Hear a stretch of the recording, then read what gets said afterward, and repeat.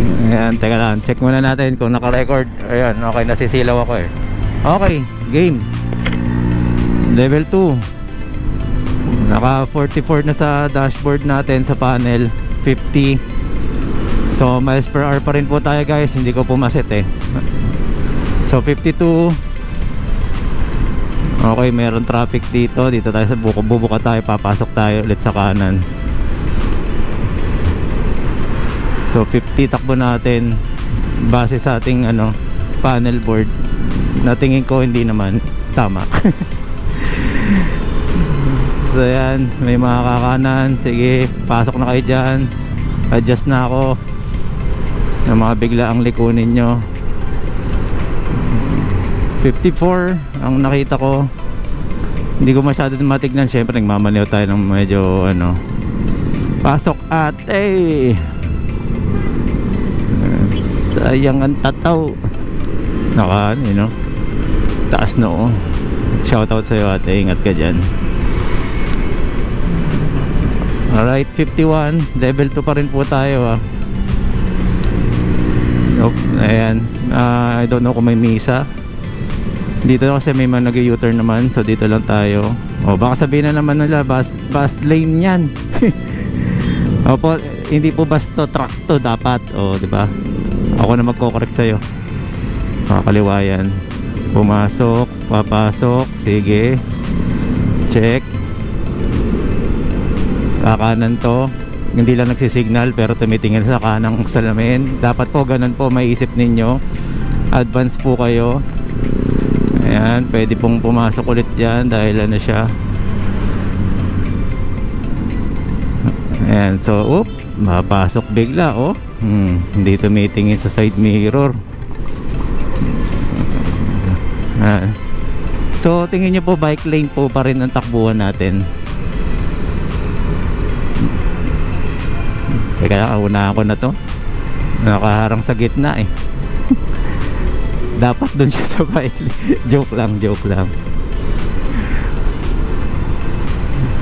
Ayun guys, medyo tayo, waswas tayo ngayon.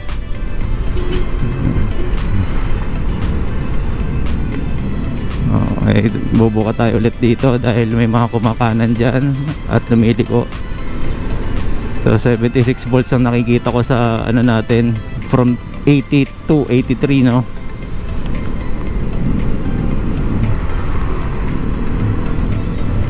So far so good, smooth driving lang tayo. Kakaliwa yung L300. Ayan, pumasok na siya dyan at magstay siya sa lane na to. So dito lang tayo kasi mag-stoplight na rin naman. So freewheeling tayo, freewheeling. Dito ginagamit ko lang yung likod na brake pagka sa mga ganito. Pero pagka sa hataw, harapan lang po ang ginagamit ko. Okay, back to 1, level 1. Ayan. Ayan, 80 volts yung nag-reflect sa rest niya.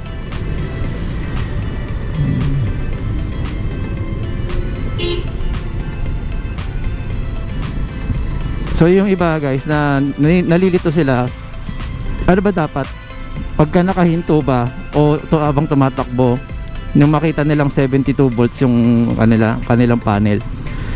Well, ako sinasabi ko pag nag-charge ako, pag nakita ko na nag-72 yan habang tumatakbo ko, big sabihin palobat ako. Yun ang ko, kaya ako nag-charge na. Kasi pagdating ng mo yan, kunyari na lang isasagad mo siya 68, nakita mo 70 pa tong tong pagsusi ko 70 pa, chinek ko. Hindi po yan kagaya ng gasolina na okay, yung mahaba-haba pa to. Kasi po pagka pinigaan nyo po yan, babagsak po yan ng 2 to 3 amperes 2 to 3 volts. Doon po magkakaroon ng yan, pagpupugak-pugak kasi nasasagad na niya yung power sumisilong. Very good galing naisip mo rin So check, papasok tayo sa kaliwa, swerving tayo. Swerving is not a violation. Kailangan mo lang maging smooth, safe sa pagtawid paglipat sa kabilang lane. Ayun, may nakikita tayong Vespa. Kaya unahan natin to. So hindi tayo makasagad dahil sa sitwasyon din naman dito, may mga lubak-lubak pa. Ayan, gaya nyan, bounce.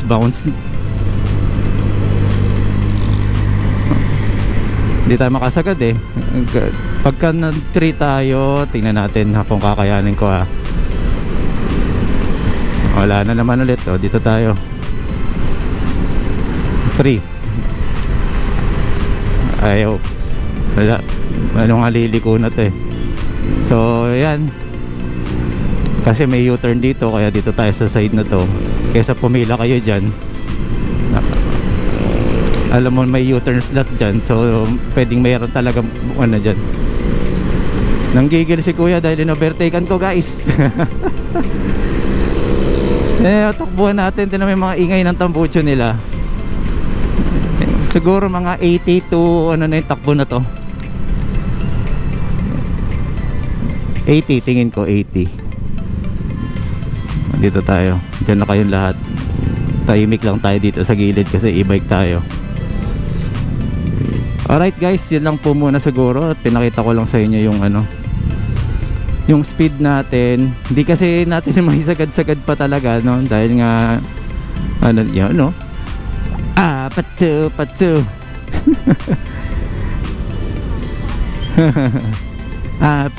Patu. Ayun guys, na hanggang level 2 lang muna tayo. Nag level 3 tayo, kaya lang pabuelo pa lang siya. Wala, yun na yun eh. Kulang na yung kalsada. At hindi naman tayo talagang makakapag top speed kasi safety first din, no? Syempre kaya nating waswasin yan, kaya lang ayaw nating makakabastos tayo sa ano, or makakailang sa ibang rider. So kung sasabihin nyo ayaw mo kabastos pero humahataw ka ng ganun, meron po ba kayong nakitang na encounter na nakagit-gitan ko? Meron po bang bumusina na alanganin sa akin? Yun na po lagi ang isipin ninyo. As long as safe yung pasok ninyo at di alanganin, okay po tayo dyan. Okay, so yun na po muna guys.